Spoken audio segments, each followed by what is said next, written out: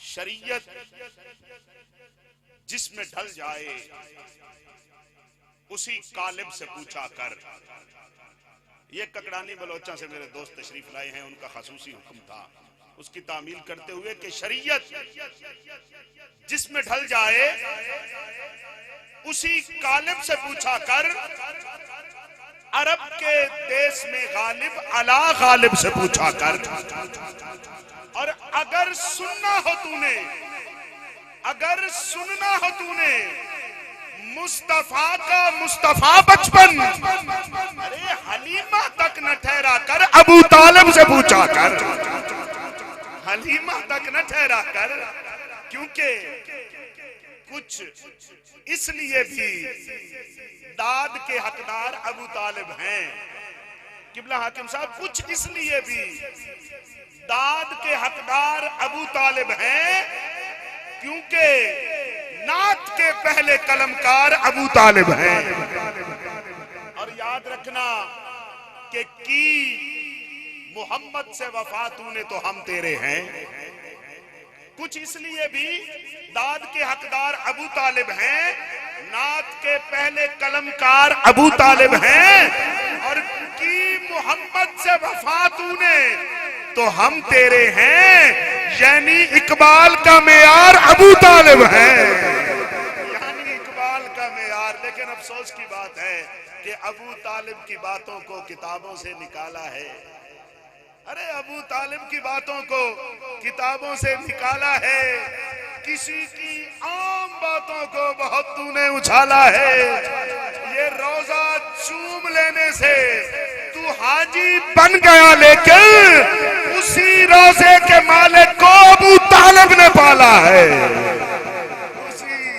اسی روزے کے مالک کو ابو طالب نے پالا ہے.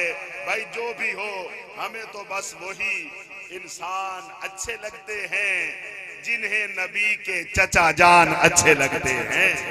کیونکہ جناب فاطمہ زہرا کے در کے نوکر ہیں, اسی لیے ہمیں سلیمان اچھے لگتے ہیں.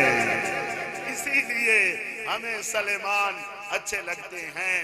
آئیے بالکل آخری شعر تمام تر عشاقان اہل بیت اطہار ان کے لیے, اور خاص طور پر اولاد سیدہ پاک جو تشریف فرما ہیں اور حاکم صاحب تشریف فرما ہیں, آپ سے داد لینے کے لیے میں ایک مسئلے کا شکار ہوں. وہ بیان کرنا چاہتا ہوں کہ ایک خامی سے میری جان چھڑا دے کوئی. ایک خامی سے میری جان چھڑا دے کوئی, خود کلامی سے میری جان چھڑا دے کوئی. یہ 10 محرم کو مجھے شمر بھی یاد آتا ہے, اس حرامی سے میری جان چھڑا دے کوئی.